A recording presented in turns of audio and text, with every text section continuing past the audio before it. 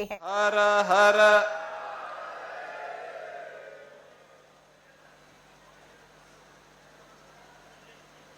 प्रयागराज नगर निगम की कार्यकारिणी के सफलतम 3 वर्ष के उपलक्ष्य में आयोजित आज के इस समारोह में उत्तर प्रदेश सरकार में मंत्रिमंडल के मेरे वरिष्ठ सहयोगी, जल शक्ति मंत्री और प्रयागराज के प्रभारी मंत्री श्री स्वतंत्र देव सिंह जी, इसी प्रयागराज के माननीय विधायक और उत्तर प्रदेश सरकार में मंत्रिमंडल के मेरे वरिष्ठ सहयोगी, औद्योगिक विकास के मंत्री श्री नंद गोपाल गुप्ता नंदी जी, लोकप्रिय महापौर श्री उमेश चंद गणेश केसरवानी जी, प्रयागराज के हमारे माननीय जनप्रतिनिधिगण, इस क्षेत्र से लोकप्रिय विधायक श्री हर्षवर्धन वाजपेयी जी, फूलपुर के लोकप्रिय विधायक श्री दीपक पटेल जी, करछना के माननीय विधायक श्री पीयूष रंजन निषाद जी,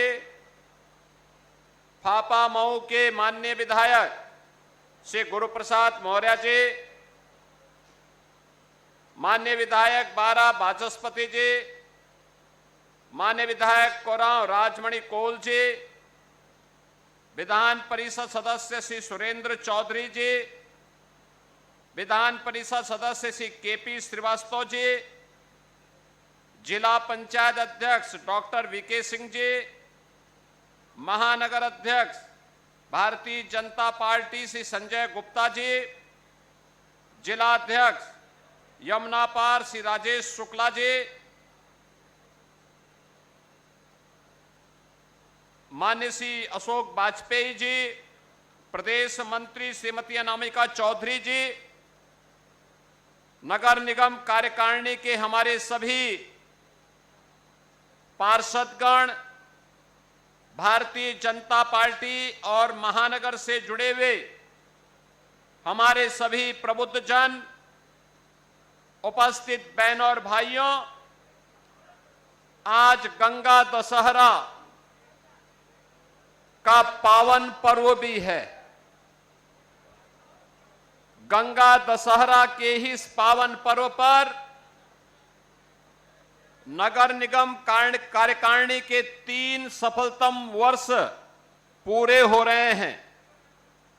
मैं इस अवसर पर नगर निगम के महापौर श्री उमेश चंद गणेश केसरवानी जी को, सभी पार्षदों को हृदय से बधाई देता हूं और गंगा दशहरा की भी पूरे प्रदेश वासियों को बधाई देते हुए मां गंगा से पूरे प्रदेश और पूरे देश के मंगल कामना की प्रार्थना भी करता हूं। बहनों और भाइयों, प्रयागराज नगर निगम की इस कार्यकारिणी को सौभाग्य प्राप्त होता है कि इसने इस सदी के महाकुंभ के आयोजन को संपन्न कराने में अपना योगदान दिया। जब गत वर्ष प्रयागराज के इतिहास में और दुनिया के इतिहास में प्रयागराज ने एक नए अध्याय का सृजन किया, एक भव्य और दिव्य कुंभ का आयोजन, महाकुंभ का आयोजन करके पूरे देश को और पूरी दुनिया को अपनी ओर आकर्षित किया। 45 दिन के इस आयोजन में 66 करोड़ से अधिक श्रद्धालुओं ने आकर के मां गंगा, मां यमुना और मां सरस्वती के त्रिवेणी के इस महासंगम में ज्ञान, भक्ति और कर्म की एक नई प्रेरणा प्राप्त करके ऊर्जा के उस अक्षय स्रोत भारत की वैदिक और पौराणिक काल के इस पावन धरा को नमन करके अपने पूर्वजों के प्रति कृतज्ञता ज्ञापित करते हुए इस संगम में स्नान की, आस्था की स्नान की पवित्र डुबकी लगा करके अपने जन्म और जीवन को धन्य किया था। नगर निगम हमारी कार्यकारिणी ने उनके स्वागत के लिए, उनकी सुविधा के लिए हर संभव प्रयास किया था और परिणाम रहा भव्य और दिव्य कुंभ को हम दुनिया के सामने दे पाए। यही प्रयागराज है बहनों और भाइयों। 2017 के पहले माघ मेला हो, कुंभ के आयोजन हो, वे गंदगी के, भगदड़ के, अव्यवस्था के, अराजकता के शिकार होते थे। लोग आना नहीं चाहते थे, लोग आना नहीं चाहते थे। लेकिन जब 19 में हमारी सरकार को पहली बार प्रयागराज कुंभ के आयोजन को करने का अवसर प्राप्त हुआ था, तब प्रधानमंत्री जी की प्रेरणा से और उनके प्रयास से प्रयागराज के कुंभ को यूनेस्को ने मानवता के अमूर्त धरोहर के रूप में मान्यता देकर के हमारे पूर्वजों की इस परंपरा को, हमारी सांस्कृतिक और आध्यात्मिक परंपरा के इस आयोजन को वैश्विक मान्यता देने का काम किया था। हर भारतवासी, हर सनातन धर्मावलंबी के लिए गौरव की बात थी और उसी गौरव के साथ जुड़ने का अवसर 19 में भी और 25 में भी हमारी सरकार को प्राप्त हुआ। मैं इसके लिए नगर निगम के उन सभी पार्षदों को, वर्तमान और पूर्व महापौर को, उन सभी कार्मिकों को, उन सभी सफाई कर्मियों को, उन सभी सुरक्षा कर्मियों को जिन्होंने प्रयागराज के इस ऐतिहासिक कार्यक्रम को, कुंभ हो या महाकुंभ, उसे भव्य और दिव्य तरीके से संपन्न करके प्रयागराज को वैश्विक मान्यता दिलाने में अपना योगदान दिया था। बहनों और भाइयों, मेरा मानना है 19 और 25 के कुंभ के आयोजन के लिए प्रयागराज में ये डबल इंजन सरकार ने जो अवस्थापना सुविधाओं का विकास किया, ये अवस्थापना सुविधाओं को अगर सही तरीके से हम मेंटेन करके लेके चले तो अगले कुंभ के आयोजन तक ये आपके लिए एक नया धरोहर तो रहेगा ही, अगले कुंभ के लिए फिर नए सिरे से फिर हजारों करोड़ रुपए प्रयागराज के विकास के लिए स्वतः स्फूर्त भाव के साथ आते हुए दिखाई देंगे। लेकिन अपनी जवाबदेही और जिम्मेदारी का पालन करते हुए यहां के लोकप्रिय महापौर ने विरासत को विकास के साथ जोड़ करके प्रधानमंत्री जी के संकल्पों को आगे बढ़ाने के लिए जो कार्य किया, आज उसका परिणाम हमें यहां देखने को मिल रहा है। मुझे याद है 25 के प्रारंभ में, 24 के प्रारंभ में हम लोग आए थे जब प्रयागराज कुंभ के आयोजन को हमें आगे बढ़ाना था। तब हम लोगों ने यहां निरीक्षण किया था। आप सोचो, 161 वर्ष पुरानी बिल्डिंग है ये, जो नगर निगम का हॉल है, और इतना भव्य और दिव्य हॉल बन गया है पार्षदों के बैठने के लिए, नगर निगम की कार्यकारिणी के लिए। इसके लिए मैं आप सबको बधाई देता हूं। भव्य और दिव्य हॉल। नगर निगम आज अपनी 400 करोड़ रुपए की परियोजनाओं का शिलान्यास भी और लोकार्पण भी करा रहा है। यानी हम रुके नहीं हैं, हम थमे नहीं हैं, हम तो मां गंगा की धारा की तरह ही अविरल होकर के अपनी इस यात्रा को विकास की धारा के साथ मां गंगा से प्रेरणा प्राप्त करते हुए निरंतर और निरंतर चरेवेति चरेवेति के मंत्र के साथ आगे बढ़ेंगे और हमारी यात्रा विकास की गति को प्रगति की ओर बढ़ाने का काम करेगी। ये 400 करोड़ यहां के कार्यों की मॉनिटरिंग के लिए कहीं जोनल कार्यक्रम बनेंगे, कहीं पर शिवालिक पार्क की नई श्रृंखला खड़ी होगी। याद करिए ना, शिवालिक पार्क वेस्ट को कैसे बदलता है, वेस्ट टू वेल्थ की एक बेहतरीन सफल कहानी में से एक कहानी है, एक सक्सेस स्टोरी है। वेस्ट टू वेल्थ की सक्सेस स्टोरी शिवालिक पार्क है, जिसमें 400 टन वेस्ट मटेरियल लग करके अलग अलग तीर्थों के 12 ज्योतिर्लिंगों की रिप्लिका खड़ी करके लोगों के लिए कौतूहल का विषय बनाया था उस समय नगर निगम ने। बहनों और भाइयों, यह कार्य हमें एक नई पहचान दिलाता है। याद करिए, पहले अक्षय वट का दर्शन करने की अनुमति नहीं थी। 2019 में प्रधानमंत्री जी की प्रेरणा से अक्षय वट को भी आम श्रद्धालु के दर्शन के लिए खोल दिया गया। अब कोई भी जाकर के दर्शन कर सकता है, सरस्वती कूप से जल ग्रहण कर सकता है। बहनों और भाइयों, पहले भारद्वाज आश्रम का अता पता नहीं था। भारद्वाज, महर्षि भारद्वाज हम सबके कुल के गुरु हैं। दुनिया के पहले कुलपति भी हैं। गुरुकुल चलाते थे इसी प्रयागराज में हजारों वर्ष पहले।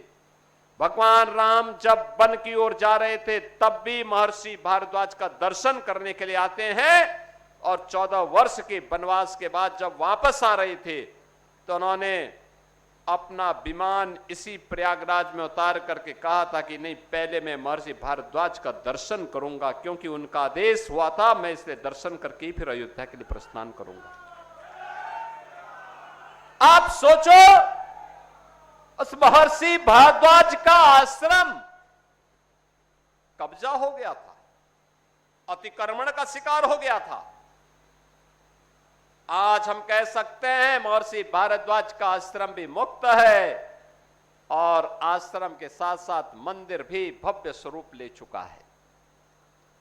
बहनों और भाइयों, अब प्रयागराज की सड़कें भी चौड़ी हैं, स्मार्ट हैं।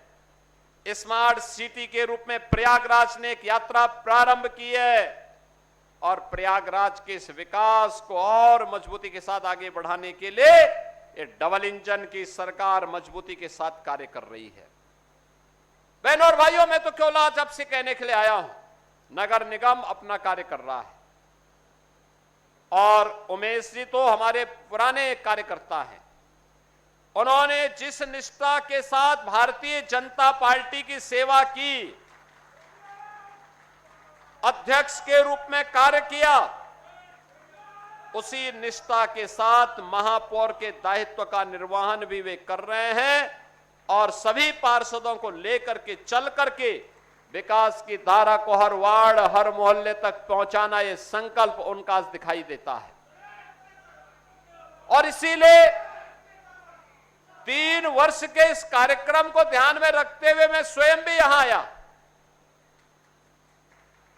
उन्होंने मुझे एक छोटी सी नोटिस में कहा कि मेरे कार्यक्रम लगे हुए थे, मैंने कहा नहीं भी प्रयागराज जाऊंगा, और ये मैं संजोग मानता हूं कि प्रयागराज गंगा दशहरा का भी दिन है, मां गंगा के भी दर्शन हो जाएंगे।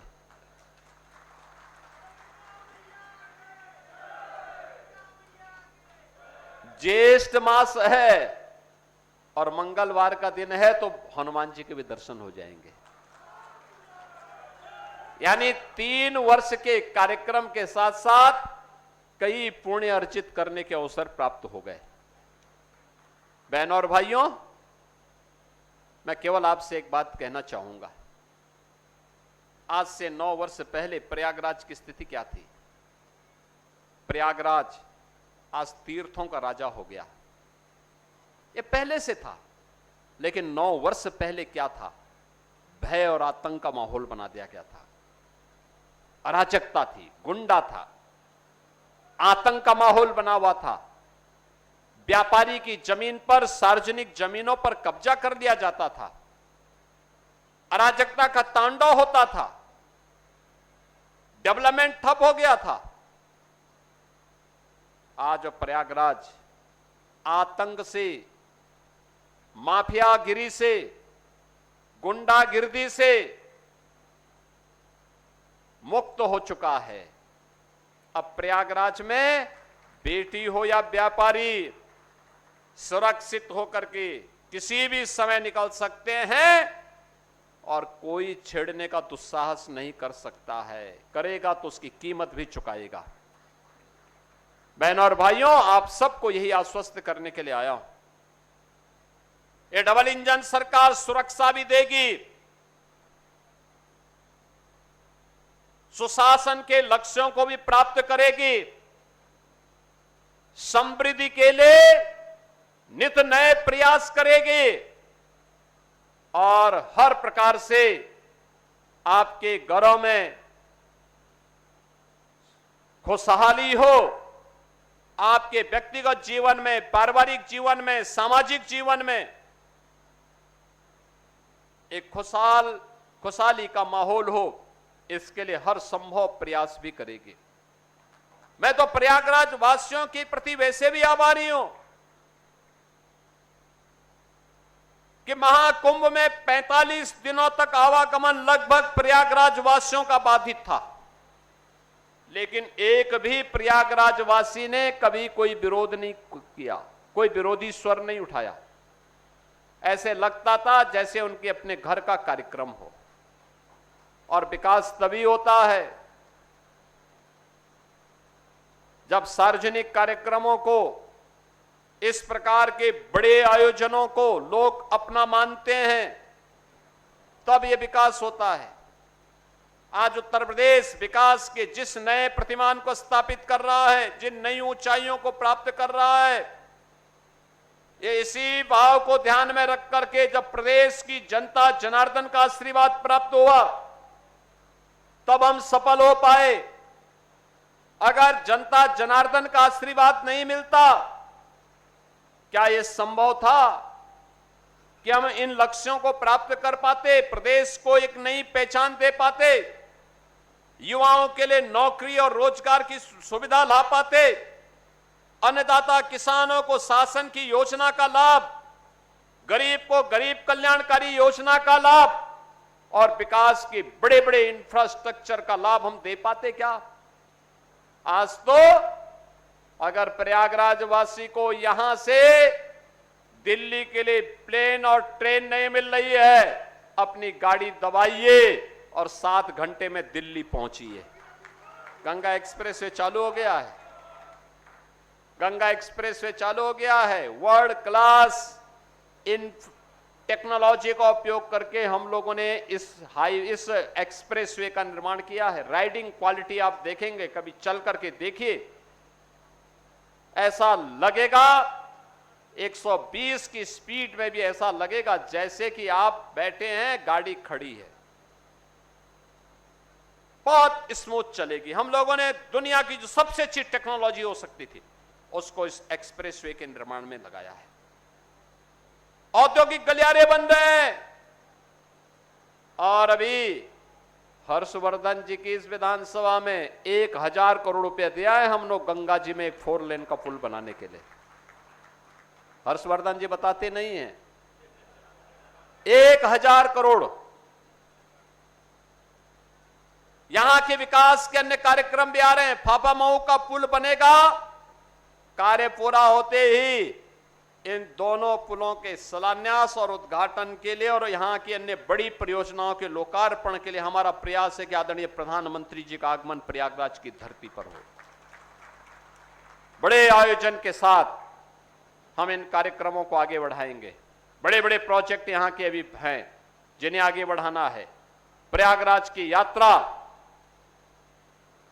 भगवान प्रयागराज की कृपा से, भगवान अक्षय वट की कृपा से, मां गंगा की कृपा से, भगवान बेनी माधव की कृपा से बिना रुके, बिना डिगे, बिना झुके अनवरत रूप से आगे बढ़ता रहेगा। बस उसके लिए जमीनी धरातल की तैयारी यहां के माननीय जनप्रतिनिधियों के नेतृत्व में नगर निगम कार्यकारिणी उमेश जी के नेतृत्व में निरंतर आगे बढ़ाती रहेगी। इस विश्वास के साथ विकास के लिए जो भी प्रस्ताव आएंगे प्रदेश सरकार उसमें अपनी पूरा सहयोग करेगी। इस विश्वास के साथ मैं उमेश गणेश केसरवानी जी को, उनकी पूरी कार्यकारिणी को सफलतम 3 वर्ष के लिए हृदय से बधाई देता हूं। 400 करोड़ रुपए की परियोजनाओं के लिए प्रयागराज वासियों को हृदय से बधाई और शुभकामना देते हुए अपनी वाणी को विराम देता हूं। धन्यवाद। जय हिंद।